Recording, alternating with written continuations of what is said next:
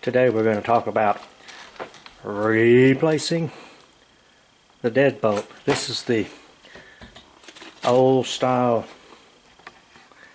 Dexter from years ago. Back then they only had to drill a little small hole. As you can see the difference. The new style hole is going to be bigger than the old Dexter. So what we're going to do is we're going to have to take this one off. Then we're going to have to make us a template so that we can bore through here to get the right size hole for the new lock. So let's take this off real quick. Now I can show you again. See that the hole inside this door is the same size as the hole as the lock itself. So we need to set up and drill for this relief on the back side of this new Kwikset lock. And it's not that difficult. I mean, it's difficult if you don't have the right tools to do it with. And then of course, we're going to have to drill. I'm sure this is an undersized hole too. So we'll drill this out too. So the first thing we've got to do is we got to go out there and get us some lumber and make us a jig so that we can set up and drill these holes without missing the hole. Now your lock is 2 3/8 depth from the edge of this door to the center of the lock. So we need to, I'll show you how to, of course I don't have my miter saw with me today, but we got the table saw. We'll cut everything out on that and then drill our holes. So we're going to go out there and set up and take care of that. Well, one thing you're going to have to do, find a piece of scrap. I'm sure you've got some sitting somewhere. I have to hide all mine because my wife gets tired of me bringing everything to the house. So we have to kind of, well, you know what I mean. Anyway, okay, find you a piece of scrap plywood, or you can find you a piece of 1x8 or just some kind of lumber that you can cut up. Now I don't have my miter saw with me, so I'm going to have to cut this down. The width and the height will make a difference, because if you have another lock in the way, you don't want to have to take your other lock out. But it doesn't matter. But the width won't make any difference.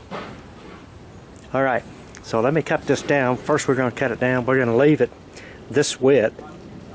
All we need is just the height, and we need 2 pieces exactly the same. One thing I do want to tell you, this front edge right here, this is the most important part of this jig we're fixing to make, because we need one side that's straight. This edge won't matter, the other end and the back end won't matter. So we just got to make sure we've got one. Okay, now let me cut these 2 down.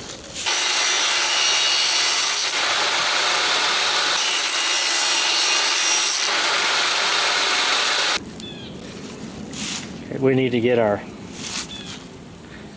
edge. We need the 2 that are exactly the same, which these 2 are. So we're going to mark these. Then we're going to put a couple of screws in here where they won't move. And then we're going to drill. Well, we're going to do 2 types of drilling on this thing. So let me go ahead and mark this and show you what to do next. Okay, since this is going to be the part that's going to fit over the door, the first thing you need to do is we need to make a mark over here. Now it doesn't need to be in the center, so just get you some kind of a square.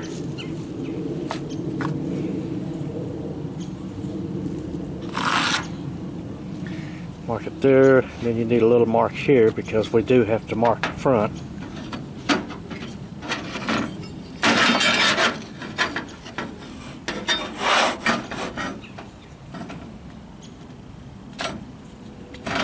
Okay. Now there's several different types of doors. There's 1¼ inch, 1 3/8, and then 1 3/4, which most doors nowadays have been cut down to 1 11/16, but we're still going to go 1 3/4. So now we need to get our spacer in here to hold this thing apart, the 1 3/4, so that this can go over our door, because that's going to be something else we're going to have to drill also. All right, so let's get our spacer to go in here, because it's got to be lined up with this when we're done anyway. And plus we need to know how far back to go before we mark in our 2 3/8.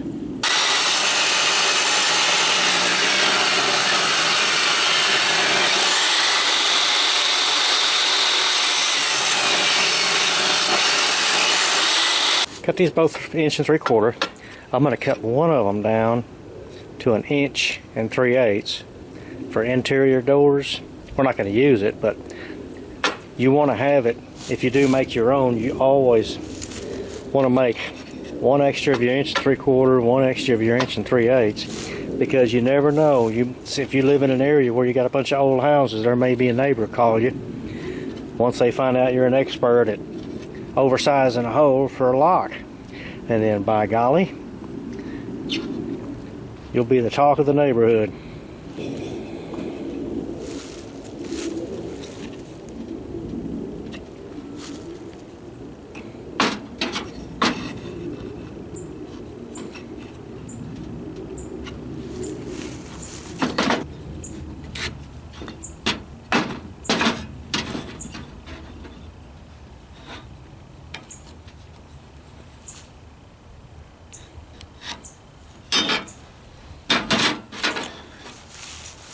Alright, the next thing now is we need the center in both of these. We got to find a center. So 1 3/8 is 5/8. Well, it's really 11/16. What we're going to do, we're going to split the difference between 1 5/8 and 1 11/16. The way you check it, put your tape on there and then just reverse your tape. And you can see we're so close to 1 11/16 both ways it hurts. Alright, now we need to do the 1 3/4 one. Half of 1 3/4, I believe, is 7/8, if I remember correctly.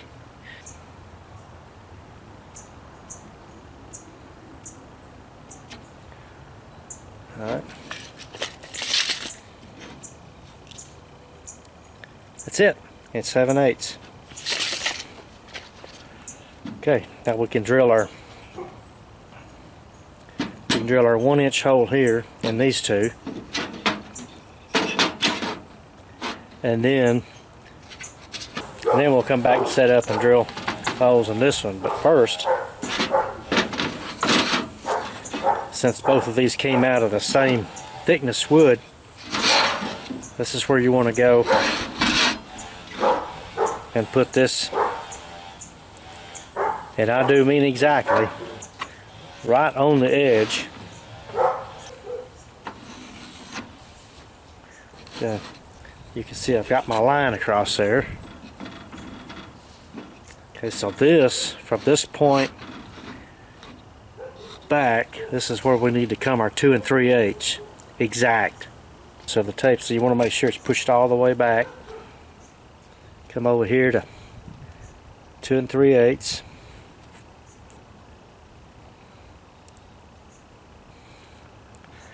That's your 2 3/8. Now, the commercial stuff's 2 3/4, so don't even, I'm not even going to go there. We've got our 2 3/8 marked. Alright, if you've got a drill press, well, that'd be great. Then you can drill both of these at the same time on a drill press, to where it's a lot easier than doing it by hand drill. But since I know a lot of you don't have a drill press, I'm going to just get my regular drill out. We're just going to do it by hand. Okay, let me show you one thing here. If you've got, which I don't have, a flush, or I should say a level floor, this drill bit would be ideal because then you could make sure your drill is level in all 4 directions, so that your hole, when you go through either piece, it's going to go straight and level. In the same way, if you want to do it setting up, you've got the same thing here. Move this thing around. Once you get it steady, drill on through. Make sure you're on dead center of both your marks. Get it level.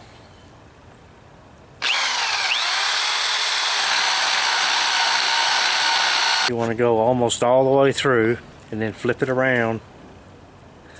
You can check your distance to see if you're real close to the center, because you can still move it around to the center, and if you are, well then great.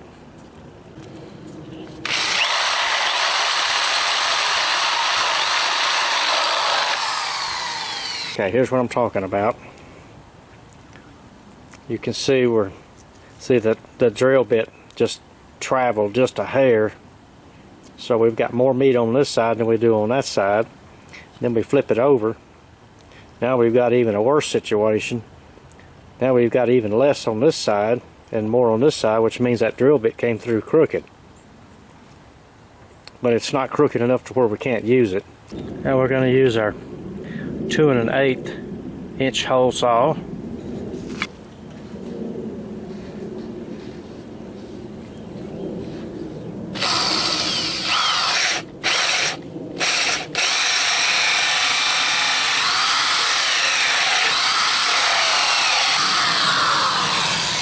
And there's our hole.